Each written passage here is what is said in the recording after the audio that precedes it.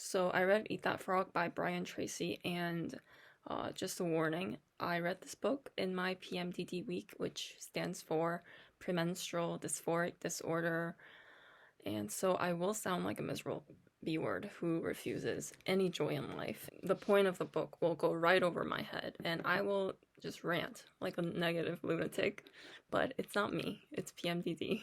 So first of all, this book is very positive, and toxic positivity comes to mind. Like, the world is your oyster, you can do anything, anything is possible. You know, those very generic motivational quotes that are quoted wrongly, like Albert Einstein saying, "Do not be afraid." The book starts off, "This is a wonderful time to be alive."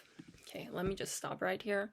It's not true. And he goes on to say, "There have never been more possibilities and opportunities for you to achieve more of your goals than exist today." And I believe that this is a disadvantage, even though mortality rate is lower than ever. So right now is better than ever. You know, I don't have to worry about being guillotined to death, being burned at the stake, and I'm super lucky to be born in the fun Korea than upstairs one. Let me debunk something that he said. "It has been said for many years that if the first thing you do each morning is to eat a live frog, you can go through the day with the satisfaction of knowing that that is probably the worst thing that's going to happen to you all day long." This is wrong. Rock bottom is a myth. There is no bottom to that rock's bottom hole. It is stretched to infinity, and thinking, oh, it can't get any worse, is like, it's wrong. It's endless. And on the bright side, since there is no end to rock bottom, it means there's no end to high bottom. And yeah, no, I am not high. Yeah, this book is about procrastination, by the way, in case you don't know yet. I don't know if frogs are used to explain procrastination or if Mr. Writer coined it to start a new trend, and I am aware that frog is literally in the title, but the amount of times he mentions frogs in this book and the way he describes them, you know, like big, thick, small, alive, hard, juicy, and I'm not sure, but I think he might have mentioned that he finds them sexy, but it's got me thinking, does he have a frog fetish? Which I don't shame as long as he's not harming real frogs. Ussies. Let me give you an example. This is another way of saying that if you have two important tasks before you, start with the biggest, hardest, and most important task first. Discipline yourself to begin immediately and then persist until the task is complete before you go on to something else. Another example is, your frog is your biggest, most important task, the one you are most likely to procrastinate on if you don't do something about it. And not long after, he writes, "There is one final observation. If you have to eat a live frog, it doesn't pay to sit and look at it for very long." So I have focus issues sometimes, and I can't comprehend sentences even if I know the words, and I'd have to read them over and over again, and here I'm seeing the words pay, sit, look at it for very long, and what I have deducted from this string of words is that this is foreplay. And before eating the frog, you know, you get a good look at it. It's long and hard, and, you know, make them wait for it and make them beg. On a more serious note, I'm not a huge fan of this advice that he gives here. Visualize yourself as the person you intend to be in the future. Your self-image, the way you see yourself on the inside, largely determines your performance on the outside. So personally, I understand some people like this kind of advice and it works, but constantly imagining a better and near perfect version of myself is indirectly implying that I am inadequate in the present moment. And even if I do improve myself, I will likely still be striving to be a better and better and better, you know, version of myself. It's endless, and I'm all for improving as a person. People should always work towards a better version of themselves. I've said the word better way too many times. But at the same time, don't always be longing to be in the future. Just take steps. A step toward becoming a better person is accepting yourself in the moment right now. You know, it doesn't mean just not doing anything and being content.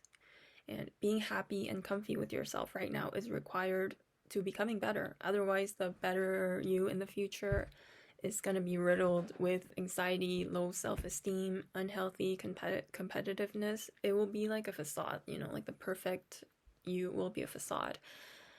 You will always be wanting more and more and more, and I guess that's helpful to capitalism, but not helpful to yourself and your mental health. and physical health. True love, true self-love comes with loving every version of you, loving yourself on your bad day, on your good day, on days possibly 2 weeks before your menstrual cycle when you can't focus, you're unmotivated, and you're madly depressed and anxious. Accepting that version of you is necessary for true inner happiness and for future improvement. And I'm not saying be miserable, stay in your basement and be happy with that. I'm not saying that, but learn to love your miserable self. Don't hate yourself because that misery and anxiety you have and those premenstrual dysphoric disorder symptoms that causes extreme mood shifts that can disrupt daily life and damage relationships, they're not you. And another tip he gives is to set a deadline on your goal. Horrible advice, because even if I set a deadline, let's say an example right at the top of my head, let's say I paid $80 to take the MS Word expert exam 2 weeks in the future so that I'd finally study for it. I don't study for it and I end up failing maybe the easiest test ever made. It's freaking Word. Horrible advice for lazy fucks like me. And sarcasm aside, this advice isn't that bad. Especially the ones that follow the advice about writing down your goals and organizing them, disseminating them like a frog into little tasks, then taking action. It eases the overwhelming feeling of having a goal but not knowing where to start and ending up procrastinating. Step number 7, resolve to do something every single day that moves you toward your major goal. This is super, but just keep in mind, don't push yourself too hard. It will only lead to exhaustion and worsen productivity in the long run. Let's say, so just again on the top of my head, for example, let's say your menstrual cycle is approaching and in maybe 4 days and you are at the height of your hormonal change-induced symptoms. Don't be discouraged if you can't perform like usual. It's a severe medical condition that you just can't control simply by listening to Imagine Dragons and reading motivational quotes by Elvis. Seek help. During those times, don't blame yourself if you can't do much. Please follow this advice at your own risk because my qualifications as a doctor is that I often visit doctors as a patient. Here he says, can you guess on which items the average person is most likely to procrastinate? The sad fact is that most people procrastinate on the top 10-20% of items that are most valuable and important, and the vital few. This is crazy because when I was reading this, that is exactly what I was doing by reading this book on procrastination while I was procrastinating on doing more important stuff. To accomplish a great task, you must step out in faith and have complete confidence that your next step will soon become clear to you. I found this advice very helpful to me at the time because I often feel anxious about my next step that will result. I'm afraid that it will result in nothing. And this is coming from my tendency to dwell on my past failures. And because of that, I'm hesitant to start and take a step forward. But like Mr. Writer here said, I should take a leap of faith and fuck that frog and the next step will appear. Optimists always seek the valuable lesson in every setback or difficulty. They believe that difficulties come not from the obstruct but to instruct. They believe that each setback or obstacle contains a valuable lesson that they can learn and grow from, and they are determined to find it. I agree with this, but some things, they just happen and they suck ass. No lesson.